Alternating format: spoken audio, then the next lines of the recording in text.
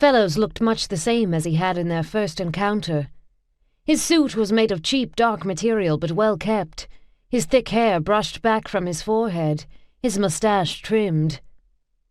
Hazel eyes regarded Beth with an intensity comparable to Hart's. "Mrs. Ackerley?" "My marriage is legal," Beth said crisply, pulling the doors shut. "So I am no longer Mrs. Ackerley. Lady Ian Mackenzie sounds strange to me, but you can address me as your ladyship if you wish." Fellows gave her a wry smile. "Still the ferocious guardian? Why did you send for me?" Beth raised her brows. "I might have grown up in the gutter, but I apparently learned better manners than you, Mr. Fellows. Shall we sit down?" Fellows made a show of waiting for her to sit before he lowered himself, ill at ease, to the edge of a Belter armchair. Mrs. Barrington's horsehair furniture was hideously uncomfortable, and Beth felt a moment's glee watching Fellows shift against the chair's unyielding surface. "Give up, Inspector, the chairs are impossible.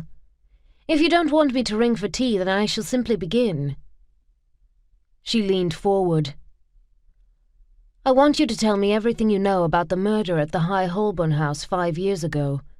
Start at the beginning and leave nothing out." Fellows looked surprised. "You are supposed to be telling me what happened." "Well, I don't know, do I? If you explain it to me, perhaps I can share what I've learned, but you must go first." He stared at her a moment, and then one side of his mouth turned up. "You are a harsh negotiator, Mrs. Ackerley. Forgive me, Lady Ian.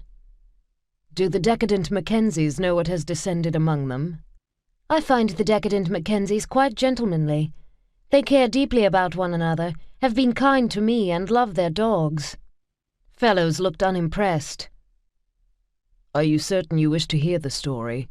Some bits are gruesome."